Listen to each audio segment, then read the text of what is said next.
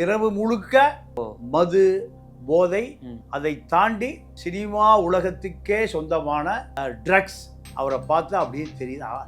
அதிலிருந்து பேசாத இந்த ஆர்த்தி ரவி ட்ரக்ஸ் அதிகமாக எடுத்ததனுடைய விளைவு அளவுக்கு மீறி அவர் நிதானம் இல்லாமல் பேசுவதாகத்தான் நமக்கு.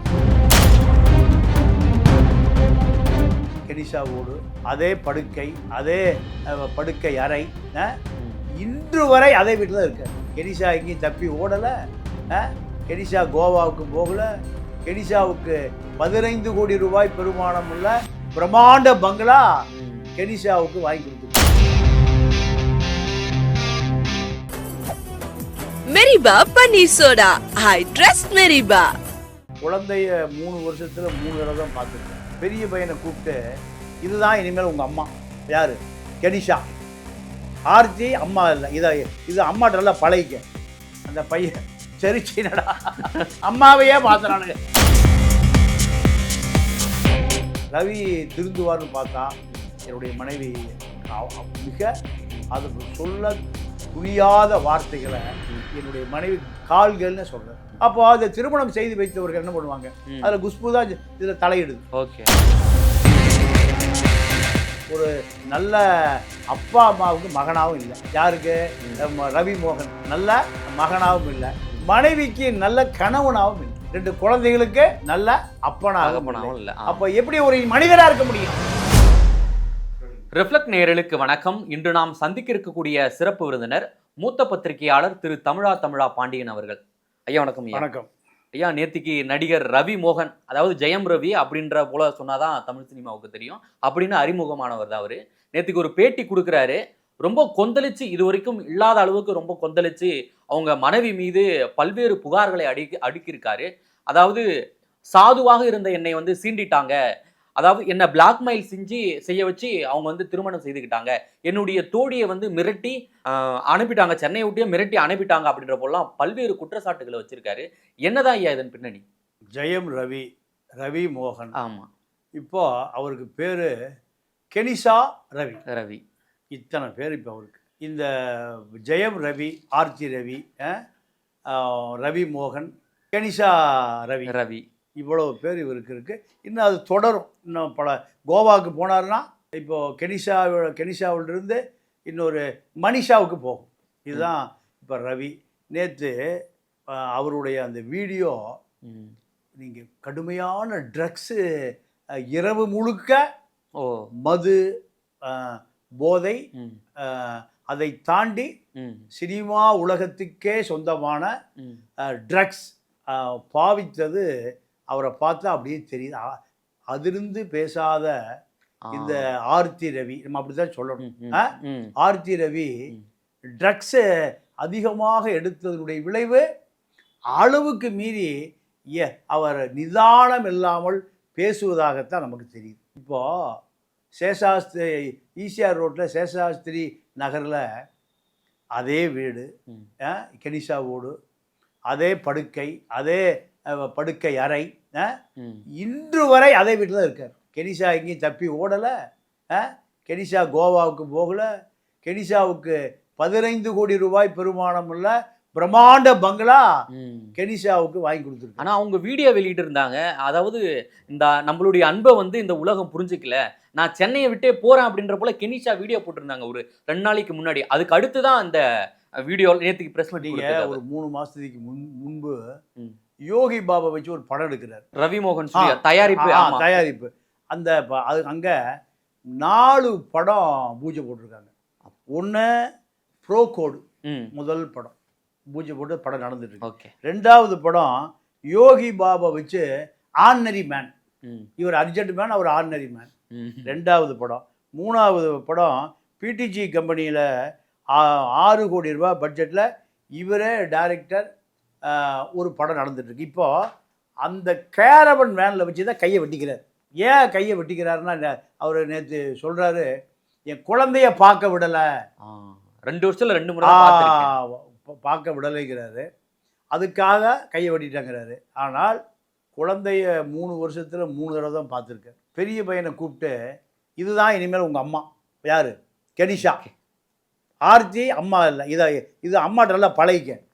அந்த பையன் சரிச்சினடா அம்மாவையே மாத்துறானுங்க, பொம்மையை மாற்றி கொடுத்தா பரவாயில்ல, அம்மாவையே மாத்துறான்னு சொல்லிட்டு அந்த பையன் பக்கத்துலேயே வரமாட்டேங்கிறான். அடுத்த பையன் 9 வயசு, அப்பாவை நான் இப்போ பார்க்க விரும்பலைன்னு அந்த பையன் சொல்லிட்டான். அந்த பையனுக்கு இது வரைக்கும் இந்த 2 பசங்களுக்கும் 65 லட்ச ரூபா அவங்க தாத்தா ஆர்த்தி உடைய தந்தை ஃபீஸ் கட்டியிருக்கார், ரசீது வச்சுருக்கார். இவர் 13 கோடி ரூபா 15 கோடி ரூபாய்க்கு கெனிஷாவுக்கு கோவாவில் ஒரு பிரம்மாண்ட கடற்கரை பண்ணை வீடு வாங்கி கொடுத்துருக்காரு. பசங்களுக்கு ஃபீஸ் கட்டணுமா இல்லையா? மகனை வளர்ப்பது யாருடைய கடமை? தந்தையுடைய கடமை. ஆமாம், தகப்ப எங்கே இருக்காரு? கோவா பார் டான்ஸ் ஆடுற ஒரு நடன மங்கையோடு இவர் அங்கே நடனம் ஆடிட்டு இருக்கார். அந்த அம்மா வேறொருவரோட நடனம் ஆடி 2வது கெனிஷா ரவியாக இப்போ மாறி இருக்கு. இப்போ கெனிஷாவே ஒரு வீடியோ போடுது, என்னுடைய முதல் கனவை என்னை வந்து வயிற்றில் எட்டி உதைச்சி கர்ப்பமெல்லாம் கலங்கி கடைசியில் இப்போ அவரே செத்து போயிட்டார். அந்த கணவன் மர்ம மரணம், என்னாச்சுன்னு தெரியல. இந்த அம்மா ஒரு பேயிங் கெஸ்ட்டாக பெங்களூரில் தங்கியிருக்கு. கடைசியாக என்னாச்சு கேட்டிங்கன்னா ஆர்த்தி கதை ஆகிப்போச்சு. அந்த பேயிங் கெஸ்ட் ஒரு பெரிய ஒரு பிரம்மாண்ட பண்ணை வீட்டில் அந்த அம்மா கெனிஷா தங்கியிருந்த பொழுது பேயிங் கெஸ்ட்டு இப்போது கெனிஷாவுடைய பேயிங் கெஸ்ட்டு அவர் மாறிட்டார். அந்த பெண்ணுக்கு உறவினர்கள்லாம் ஓடி வந்து கெனிஷாவை மூட்டை முடிச்சல அந்த எடுத்து தெருவில் போட்டு விரட்டி விட்டாங்க. அது ஒரு வழக்கு இருக்குது பெங்களூரில். இப்போது கெனிஷாவை பொறுத்தவரை கட்டன் சுமை அதிகமாகி போச்சு. படம் இல்லை, பட வாய்ப்பு இல்லை. இவங்க போட்ட ஆல்பம் அது ஓடலை. ஒரு 20 கோடி ரூபாய் இந்த ரவி மோகன் ஸ்டுடியோ செக் பவர் ஃபுல்லாக இவர் தான். அந்த அம்மா எந்த கையெழுத்தும் போடல. ஆனால் அந்த அம்மா தான் அதுக்கு உரிமையாளர். உரிமையாளருக்கு அக்கௌண்ட் இல்லை. யாருக்கு அக்கௌண்ட் இருக்கு? வங்கியில் நிறைய காசுகளை திரும்பி வந்துருச்சு. இப்போ கடன் தொல்லை அதிகமாக அதிகமாக சண்டை அதிகமாகுது. இப்போ அந்த அம்மா சொல்லு, நீ உன்னுடைய மனைவியிட்டேருந்து டைவர்ஸ் வாங்கிட்டு உன்னுடைய சொத்துக்கள் பூரா 2 பேருக்கு பொதுவான சொத்து இருக்குல்ல, ஒரு சொத்து லீஸுக்கு வந்து இப்போ அது சீஸ் ஆகி போச்சு. அதை விற்றா ஒரு 20 கோடி ரூபாய்க்கு விற்குமா. இப்போ அது வந்து ஆர்த்தி 2 குழந்தைகளுக்கு எதிர்காலத்தில் தான் பயன்படுத்தணும் அப்படின்னு வச்சு 2 பேருமே கடன் வாங்கி கடனை அடைச்சிட்டு இருக்காங்க. கடன் அடைத்து முடிந்தால் அந்த காசு வந்து அது குழந்தைக்கு போகும் எதிர்காலத்தில். 2 பேர்ல இருக்கு, ஆர்த்தி பேர்லையும் ரவி பேர்லையும். ஆனால் இப்போ அவர் என்ன சொல்கிறாரு? இல்லை, இந்த சொத்தை விற்று என்னுடைய 2வது காதலி 3வது காதலி, இப்போ நிறைய காதலி இருக்கு. ஆனா வந்து ஒரு தோழின்னு தான் சொல்றாரு, காதலின்னு சொல்ல முடியல. சரி, தோழியோ காதலியோ நண்பி விஜய் பாணியில சொல்லலாம். இப்ப அது இன்னொரு விஷயம் என்னன்னா, கெனிஷாவே சொல்லுது முதலமைச்சரை வச்சிருக்காரியா. எப்படி முதலமைச்சரை திரிஷாவை ஒரே ட்ரெஸ்ல கூட்டு வந்தார்ல, எங்க ஒரு ஃபங்க்ஷனுக்கு. ஆமா, அப்ப அது அவரே கூட்டிட்டு வர்றாரு. நான் இவரோ நம்ம ஐஸ்வரி கணேஷ் மக கல்யாணத்துக்கு போனா என்ன தப்பு? அப்போ இது வந்து கடன் ஆகி போச்சு சொத்துல. ஆர்த்தியும் ரவிக்கும் 2 பேரும் ஒரு இப்போ அந்த பையனுக்கு வந்து 16 வயசு, பெரிய பையனுக்கு எக்ஸாம் எழுதிருக்காங்க, பாட்டி சொன்னாங்க. ஆமா, அப்போ 16 வருடங்களுக்கு முன்பு வாங்கின சொத்தை அவங்கள கடனை அடைத்து டியூ அடைத்து இப்போ அந்த சொத்துக்களுக்கு இவருக்கு வேணும். கெனிஷாவுக்கு இப்போ இந்த திரைப்படம் எடுத்த வகையில் ஒரு 20 கோடி ரூபாய் கடன் இருக்கு. ப்ரொடியூசர் கவுன்சிலில் கம்ப்ளைண்ட்டு, காசோலை, நீ கோர்ட்டுக்கு. இப்போ கெனிஷா மேலே எந்த வழக்கு இல்லை, கெனிஷா எந்த செக்கும் கொடுக்கல. ஆனால் அதுக்கு உரிமையாளர் யாரு? கெனிஷா ரவி. இந்த சர்ச்சை இப்போ எங்கே போகும்னா கோர்ட்டுக்கு போகுது. 4 ப்ரொடியூசர் கவுன்சிலில் புகார் கொடுத்து அந்த 4 புகார்களும் அடுத்து செக் ரிட்டர்னால எங்கே போவான்? ப்ரொடியூசர் கவுன்சிலிருந்து கோர்ட்டுக்கு போகும்.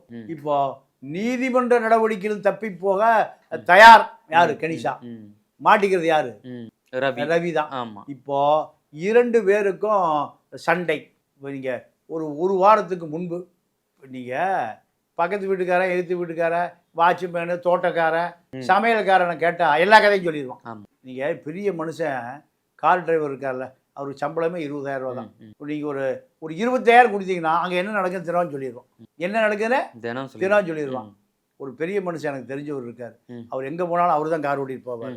அப்போ நான் கேட்டேன், என்ன ஐயா எத்தனை டிரைவர், நான் 500 ரூபா கொடுத்த ரசீது பூரா சொல்லி போடுறானு. நான் எங்கே போகிறேன் எங்கே வர்றேன் யாரை சந்திக்கிறேன்னு 500 ரூபா கொடுத்தா போதும். நான் 20,000 ரூபா சம்பளம் கொடுத்து 5 டிரைவர் வச்சுருக்கேன், 5 கார் இருக்குது. ஆனால் நானே ஓட்டிட்டு போக வேண்டியதாக இருக்கு. என்ன காரணம்? 500 ரூபாய்க்கு விற்று போடுறானுங்க. இப்போ இதே கதை தான். கெனிஷாவும் ரவியும் அங்கே என்ன நடக்குது என்பது அத்தனை பேருக்கும் தெரியும். அத்தனை பேருக்கும் வெளி உலகத்துக்கு பூரா தெரியும். இப்போ கடன் அதிகமான பிறகு சினிமா வாய்ப்பு இல்லை. ஏன் சினிமா வாய்ப்பு இல்லைன்னா இவர்கள் இந்த தகாத உறவை எந்த ரசிகனும் ஏற்றுக்கல. எல்லாருமே என்ன கமெண்ட் போடுறான், நீ பேசாம ஆர்த்தியோடு போய் இருக்கிறதா உனக்கு நல்லது. இப்படி இவருடைய ரசிகர்கள் இன்ஸ்டாகிராம், ஃபேஸ்புக்கு எல்லாம் கடுமையான எதிர்ப்பு. ஒன்று விவாகரத்து வாங்கின அவங்களோட இல்லைன்னா அவங்களோட போயிட்டு உங்க மனைவியோட வாழு என்னத்துக்கு ரெண்டாங்க ரசிகர். இதை இயற்கையா ஒவ்வொருத்தரும் ஒழுக்கமானவன். ஒவ்வொரு ரசிகனும் உன்னை போல அல்ல, முதலமைச்சரை போலவே அல்ல. பொண்டாட்டி பிள்ளை விட்டு பையன் இன்சியல் மாத்திட்டான். சூசன் சஞ்சய், அப்போ விஜய் விஏ கிடையாது, அதை எடுத்துட்டான். தாயாருடைய இன்சியல் அம்மா இன்சியல் போட்டான். சங்கீதா எஸ் போட்டான். அப்போ சினிமாவில் முதலமைச்சராக இருந்தாலும் இதுதான் பழக்கம். இப்போ இது கெனிஷா ரவி மோகன் நேற்று முன்பு போட்ட செய்தி இப்போ பெரிய அளவுல ட்ரெண்டிங் ஆகுது. குடும்பத்துல பெரிய ஒரு குழப்பத்தை இன்னொரு இது குற்றச்சாட்டு வைக்கிறாரு ரவி மோகன். என்னன்னா 3 எழுத்து இட்டலி நடிகை வந்து என் வாழ்க்கையே கெடுத்து விட்டாங்க அப்படின்ற போல சொல்லி வாய் மூடல. அதுக்குள்ள குஷ்பு வந்து ஒரு பதிவு போடுறாங்க, நீங்க வந்து டிஎன்ஏவை நிரூபிக்கிறீங்க அப்படின்ற போல ஒரு கிண்டலான ஒரு பதிவு போடுறாங்க. குஷ்புவுக்கும் அந்த பிரச்சனைக்கு என்ன தொடர்பு? இப்போ ஆர்த்தியை அவரே என்ன போடுறாருன்னா ஒரு கால்கள்னு போடுறாரு பொண்டாட்டி. இது வந்து குஷ்புவுக்கு பொறுக்க முடியல. என்ன காரணம்னா குஷ்பு தான் 2 குடும்பத்தையும் இணைத்து வைத்தார். ஆர்த்தியை விரும்புகிறான்னு நம்ம ரவி முதல்ல குஷ்புட்டு தான் சொல்கிறார், நான் ஆர்த்தி மீது காதல் வச்சிருக்கேன். அப்போ இந்த காதலை திருமணமாக்கிய பங்கு குஷ்புக்கு உண்டு. ஆர்த்தியுடைய அம்மா அவங்க குடும்பத்துக்கு குஷ்பு நெருங்கிய நண்பர். நீங்க இன்னும் இதுக்கு மேல இன்னொரு படி போனீங்கன்னா கல்பனா ஹவுஸ் இருக்குல்ல, கல்பனா ஹவுஸ் என்பது நீங்க ஒரு 100 ஆண்டு காலமாக ஒரு புகழ்பெற்ற நீங்க மைசூர் மகாராஜா குடும்பத்தை சார்ந்தவர். அப்போ இந்த குடும்பத்துல ரவி மோகன், இப்போ கெனிஷா ரவி, இப்படி பல இவர்கள் வந்து ஒரு முஸ்லீம் குடும்பத்தை சார்ந்தவர்கள் ஒரு செய்தி இருக்கு. யாரு? மோகன் வந்து பூர்வீகம் ஆந்திராவில் முஸ்லீமாக இருந்து மதம் மாறி அதன் பிறகு யாரு நம்ம ரவியுடைய அப்பா, அந்த அவங்க அம்மா இந்து, அவர்களை திருமணம் பண்ண பிறகுதான் நீங்க இந்துவாக மாறினார்கள்னு இப்படி ஒரு கதை இருக்கு. அது நம்ம ஆராய்ச்சிக்குள்ள போக வேண்டாம். ஆமா, இந்த வகையில இந்த 2 குடும்பத்தையும் சேர்த்து வைப்பதற்கு குஷ்பு கடுமையா முயற்சி பண்றாங்க. ஆர்த்தி பக்கமும் ஆர்த்தி அம்மா அவங்க குடும்ப பக்கம் நிக்கிறாங்க. அந்த அம்மா அது இயற்கை தானே. ஒரு குடும்பம் சிதைந்து போய்விடக்கூடாது. ஒரு குடும்பம் நீங்க டைவர்ஸ் கேஸை போய் நீங்க குடும்ப நல கோர்ட்ல பதிவு பண்ணீங்கன்னா முடிஞ்ச வரைக்கும் வாய்தா கொடுப்பாங்க. ஏன்? மனம் மாதிரி 2 பேர் ஒன்று சேர்ந்துருவாங்க. நீங்க நீதிமன்ற ஒரு குடும்பத்தை பிரித்து வைப்பதற்காக அல்ல, சேர்த்து வைப்பதற்காக. அதனால என்ன பண்ணுவாங்க, வாய்தா கொடுத்துட்டே இருப்பாங்க. ஏன்? 2 பேரும் கோர்ட்டுக்கு வருவாங்க, அந்த கோபம் கொஞ்சம் குறையும். 1 மாதம் கழிச்சு இன்னும் குறையும், 2 மாதம் கழிச்சு 3ஆவது மாதம் குழந்தையோடு வருவாங்க. அது அப்பானும் ஓடி போகும், அம்மானும் ஓடி போகும். இப்படி பல குடும்பம் அங்கேயும் சேர்ந்து இருக்கு. எங்க? கோர்ட்டு வளாகத்திலேயே பல குடும்பம் சேர்ந்துருக்கு. அப்போ அது நீதிமன்றத்தை பொறுத்தவரை நீதிபதியோ ஆணோ பெண்ணோ அவர்களுக்கு குழந்தை இருக்கும், குட்டி இருக்கும், பேரன் இருக்கு, பேச்சு இருக்கு. இப்படி அவர்கள் மனிதாபிமானி தானே. இந்த வகையில முடிஞ்ச வரைக்கும் இழுப்பாங்க. அதுல பல குடும்பம் நீதிமன்றத்தில் சமரசம் மையத்தில் எழுதி கொடுத்துட்டு சமரசமா போயிடுவாங்க. 2 பேர் பிரிஞ்சு கோர்ட்டுக்கு வந்து 2 பேர் ஒன்னா போன பல வழக்கு இருக்கு. அதனாலதான் இந்த வழக்கு இத்தனை நாள் எல்லா வழக்குமே இப்படி நீடிப்பதற்கு காரணம். இப்போ ரவி திருந்துவார்னு பார்த்தா என்னுடைய மனைவி மிக அது சொல்ல துணியாத வார்த்தைகளை என்னுடைய மனைவி கால்கள்னு சொல்றாரு. அப்போ அதை திருமணம் செய்து வைத்தவர்கள் என்ன பண்ணுவாங்க, அதுல குஷ்பு தான் இதுல தலையிடுது. யாருமே ஒரு 2-3 தலைமுறை முன்பு இந்துவா இருப்பான், கிறிஸ்டின் இருப்பான், முஸ்லீமா இருப்பான், இப்படி பல விஷயங்கள் இருக்கு. இப்ப அந்த விஷயங்கள் பூராமே குஷ்புக்கு தெரியும். அதைத்தான் அந்த அம்மா குறிப்பிடுகிறார். ஆமா, ஓகே ஓகே, அதான் டிஎன்ஏன்னு அது நிறைய விஷயம் இருக்கு. இப்போ உங்களை நான் 25 வருஷம் கழிச்சு பாக்குறேன், நீங்க ஒரு எம்எல்ஏ போயிடலாம், மந்திரியா கூட போயிடலாம். அப்ப நான் கேட்பேன், கோபி ஞாபகம் இருக்கா நம்ம பழைய கதை? ஒரு 25 வருஷம் கழிச்சு பாக்குறேன். இப்ப வந்து 25 2050 பாக்குறேன். பார்க்கும்போது நீங்க எம்எல்ஏ படைப்பட்டாலும் ஆளு அடியாள் கிடியாலும் இருக்கீங்க. 10 வருஷத்துக்கு முன்னாடி மீடியாவில் ஒர்க் பண்ண இப்ப ராஜ்மோகன் அமைச்சரா இல்லைங்களா? அப்போ அதே கதை தான். இப்படி பல விஷயங்கள், அதுல ஏதோ ஒரு பல ரகசியங்கள் மறைந்து இருக்கிறது. இப்ப ரவி மோகனை பொறுத்த வரைக்கும் கட்டன் தொல்லை, டார்ச்சர், படம் ரவி ஸ்டுடியோ லாஸு, பணம் கொடுன்னு கேட்குறான், ப்ரொடியூசர் சங்கத்தில் கம்ப்ளைண்ட்டு, கோர்ட்டில் செக் ரிட்டர்ன் கேஸு, கோர்ட்டுக்கு போகணும். இதெல்லாம் அவரால் தாக்கு பிடிக்க முடியல. ஆனால் வெளியிருந்து பார்க்குறவங்க வந்து ரவி மோகனுக்கு தான் ஆதரவாக பேசுகிறாங்க. அதாவது ஆர்த்தி ஃபேமிலி ரொம்ப ரிச்சான ஃபேமிலி, ரொம்ப இவரை வந்து ரொம்ப தாழ்த்தி பார்க்குது அப்படின்ற போல குற்றச்சாட்டு வைக்கிறாங்க. அவங்க ரொம்ப என்ன சொல்றது, அந்த எலைட்டான அந்த மனப்பாங்கு இருக்கு அப்படின்ற போல சொல்றாங்களே. இல்லைங்க, இப்போ ஆர்த்தியுடைய அம்மா 3 படம் தயாரிச்சாங்களே இவரை வச்சு. எத்தனை படம்? 3 படம். அப்போ தாழ்த்தி பார்த்தா இவரை 3 படத்துக்கு ஹீரோவா மாத்துறாங்களே. இல்ல மோகன் குடும்பம் வந்து, இப்போ மோகன் குடும்பம் என்ன செய்யுது, எங்க மானத்தை வாங்குறாங்க. யாரோ ஒருத்தி ஒரு டான்ஸ் பார்ல டான்ஸ் ஆடுறவளோட குடும்பம் நடத்திட்டு எங்க மானம் போதுங்க. இப்போ அந்த பையன் என்ன சொல்றான், 16 வயசு பையன், அப்பா நான் தாத்தா வீட்டில் இருக்கேன்னு வந்து பாரு. எங்க? தாத்தா வீட்டில். அங்கே இவர் போக மாட்டேங்கிறார். ஏன்? அம்மாவும் அப்பாவும் கூப்பிட்டு வச்சு புத்தி சொல்றாங்க.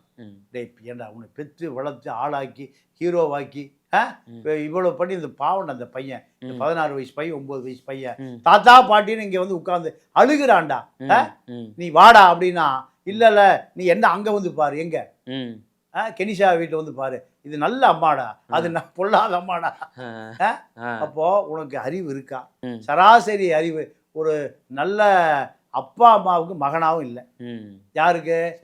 ரவி மோகன் நல்ல மகனாவும் இல்லை, மனைவிக்கு நல்ல கணவனாவும் இல்லை, 2 குழந்தைகளுக்கு நல்ல அப்பனாகவும் இல்லை. அப்போ எப்படி ஒரு மனிதரா இருக்க முடியும்?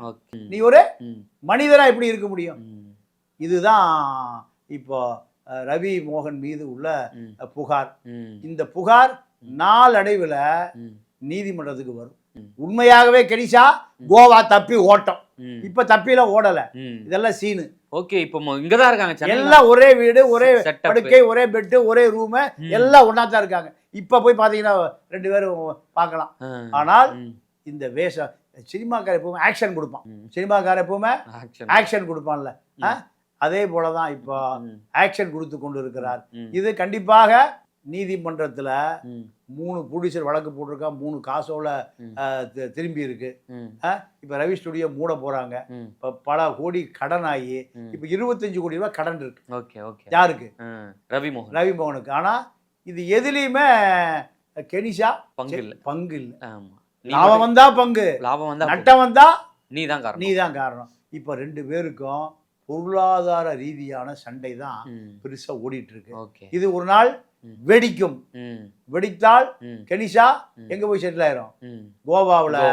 இன்னொரு ரவி இல்லைன்னா கிவி கெனிஷா. இப்ப ரவி கெனிஷா, கிவி கெனிஷா மீண்டும் கோவாவில் அதே டான்ஸ் பார்ல, அதே ஆட்டம், அதே பாட்டம், அதே கொண்டாட்டம். இவர் இங்க நடந்து போய் தாடி கடி வளர்த்து ஆர்த்தி வீட்டுக்கு போய் அடி காந்தா பாத்திருக்கீங்களா? படைப்படம் கொண்டவனை துறந்தேன், கண்டவனை மறந்தேன், என்ன சேர்த்துக்கன்னு போயிடுவாரு. யாரு? எம்ஆர் ராதா. அதே போல ரவியை கொஞ்ச நாள் எங்க பார்க்கலாம்? கல்பனா ஆர்த்தி வீட்டு பக்கம் ரவியை பார்க்கலாம். ரொம்ப நன்றி. நேரில் வந்து பல்வேறு தகவல் எங்களுடன் பகிர்ந்தமைக்கு நன்றி, வணக்கம். மெரிபா பன்னீர் சோடா, ஐ ட்ரஸ்ட் மெரிபா.